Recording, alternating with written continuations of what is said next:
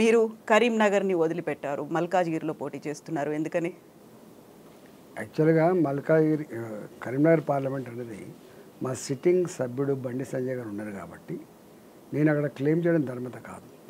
నేను అక్కడ ఎమ్మెల్యేగా ఉన్నా, జిల్లా అధ్యక్షుడిగా ఉన్నా, మంత్రిగా పనిచేసినప్పటికి కూడా సిట్టింగ్ స్థానం తనది అవుతుంది కాబట్టి అక్కడ వదిలిపెట్టి నేను 32 ఏళ్ళుగా ఎక్కడైతే ఉంటున్నాం మీరు కూడా అనేక సార్లు చూసింది కాబట్టి మల్కాజ్గిరి ఎన్నుకోవడం జరిగింది.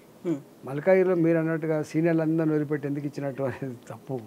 నేను కూడా సీనియర్నే, భారతీయ జనతా పార్టీలో సీనియర్ కాకపోవచ్చు కానీ రాజకీయాల్లో నాకన్నా సీనియర్ ఎవరు లేరు.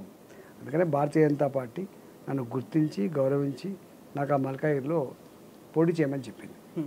అయితే ముందు నుంచి మల్కాజిగిరి మీద ఆశలు పెట్టుకున్నటువంటి మురళీధర్ గారు ఉన్నారు, ఆ తర్వాత రామచంద్రరావు గారు ఉన్నారు, వాళ్ళ గతంలో కూడా పోటీ చేశారు, ఆ తర్వాత మీటింగ్లు అనేవి పెద్ద ఎత్తున పెట్టుకున్నారు మురళీధర్ రావు గారు. వాళ్ళని కాదని మీకు ఇవ్వడం వెనకాల మీరు పెద్ద ఎత్తున ఢిల్లీలో లాబియింగ్ కూడా చేశారు అనేది వినిపించింది.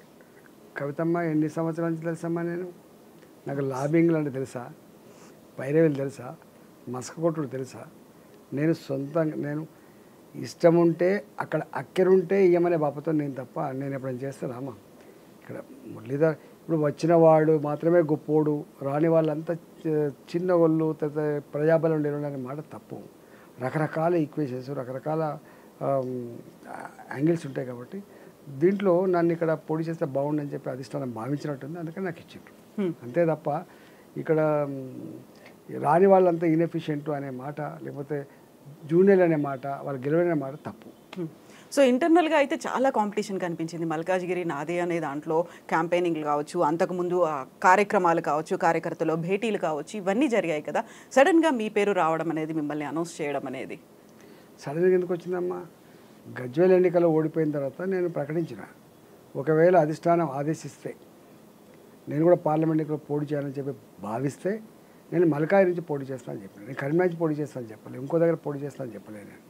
బట్ కరీంనగర్ నుంచి బండి సంజయ్ కాదని మీరే అడుగుతున్నారనే మాట కూడా వినిపించింది. అప్పుడు తప్పు, అంతా కట్టు కథలు, పడని వాళ్ళు గిట్టని వాళ్ళు చేసే విష ప్రచారం తప్ప నిజం కాదు. ఎందుకని ఇంత పెద్ద ఎత్తున విష ప్రచారం అనేది జరిగింది అంటున్నారు? ఇంటర్నల్గానా, ఎక్స్టర్నల్గా? జనరల్గా కాయలున్న చెట్టుకే రాళ్ళేస్తారు. మాలాంటి వాళ్ళ ఎదుగుదల చూడలేక, ప్రజాదరణ చూడలేక చేసే నీచమైన కుట్రల భాగమే ఇలాంటివన్నీ ఉంటాయి.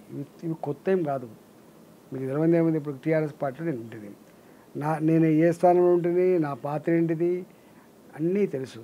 కానీ ఏం చేసిన బయటికి వెళ్ళగొట్టిండు, ఎందుకు వెళ్ళగొట్టినో ఆయనకి ఎరక. బయటికి వెళ్ళగొట్టిన తర్వాత నేను భారతీయ జనతా పార్టీ చేరాను. నా 20 ఏళ్ళ అనుభవం కానీ, నా ప్రజల్లో ఉన్నటువంటి ఆదరణ కానీ పోదు కదా.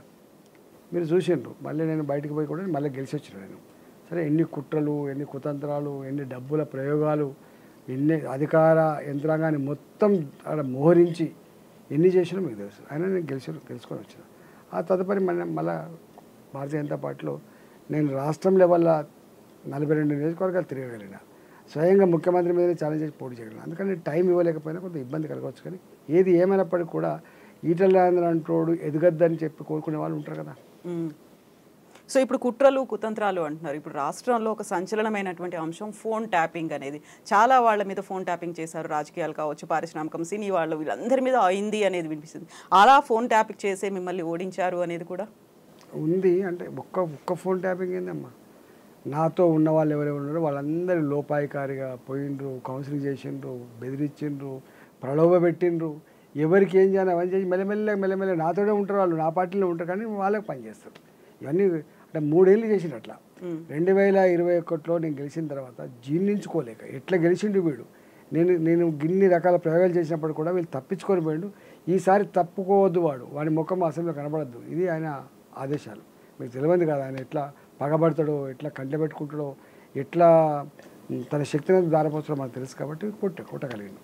సో ఇప్పుడు మెల్లిమెల్లిగా ఒక్కొక్క అంశం ఫోన్ ట్యాపింగ్కి సంబంధించి బయటకు వస్తుంది. అటు పోలీసులే కాదు, ఇటు పొలిటీషియన్లు ఉన్నారు, ప్రతి ఒక్కరు అందులో ఇన్వాల్వ్ అయి ఉన్నారు. ఇది ఎక్కడి దాకా వెళ్తుంది? ఇది తప్పకుండా ఇది బయట ప్రజాస్వామ్యంలో ఇది మంచిది కాదు. వ్యక్తి స్వేచ్ఛను హరించే అధికారం ఎవరికి లేదు. ఎట్లా హరిస్తారండి? నీకు దమ్ముంటే ఏం చేస్తున్నావు యాక్టివిటీ ద్వారా పసిగట్టుకోవాలి, తెలుసుకోవాలి. కానీ నువ్వు గిట్లా ఫోన్ ట్యాపింగ్, భార్యల ఫోన్ల మీద నిఘా పెట్టడం అనేది ఎట్టి పరిస్థితి వాంఛనీయం కాదు. ఇది ప్రజాస్వామ్యానికి విరుద్ధం, వ్యక్తి స్వేచ్ఛకు విరుద్ధం ఇది. సో ఇప్పుడు రేవంత్ రెడ్డి సర్కార్ వచ్చిన తర్వాత మాత్రమే ఫోన్ ట్యాపింగ్ అంశం అనేది బయటపడింది. అది కేవలం ఒకరి మీద ఒకరు చెప్పుకోవడానికి, లేకుంటే మీ హయాంలో ఈ తప్పు జరిగింది అని చెప్పడానికి రేవంత్ రెడ్డి బయటికి తీసుకొచ్చారా? అంతకుముందు రెడ్ బుక్లో నేను పేర్లు రాసి పెట్టుకున్నాను అని చెప్పినందుకే?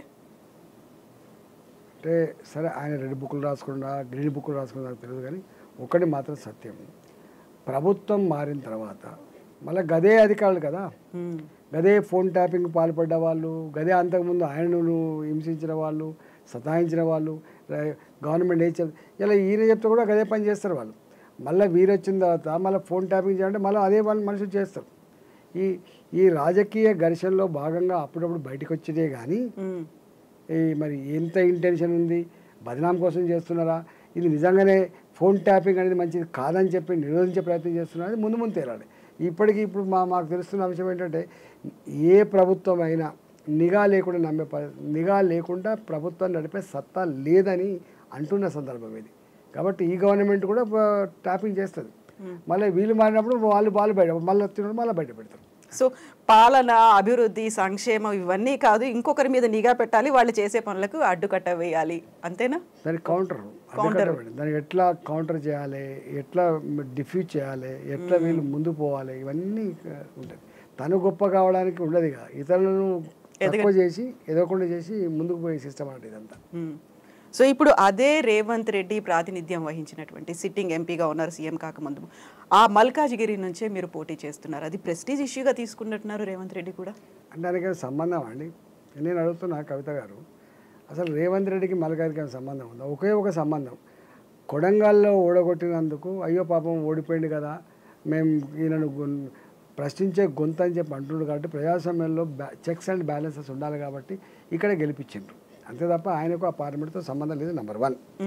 నెంబర్ 2 ఏంటంటే, ఏదో నా సీటు అని ప్రిస్టేజ్ అని మీరు అంటున్నారు కదా, మరి ఒకవేళ నిజంగానే నీ సీట్ అయితే, నువ్వు ప్రిస్టేజియస్ ఇష్యూ అయితే, మీ స్థానికుడు అయితే, ప్రజల దగ్గర నీకు అంత మంచి పేరు ఉంటే ఎందుకు 7 ఓడిపోయినాయి?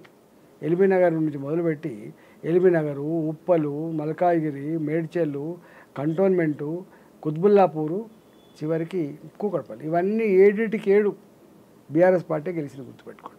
ఎందుకు గెలవలేకపోయిండు, ఎందుకు గెలిపించుకోలేకపోయిండు?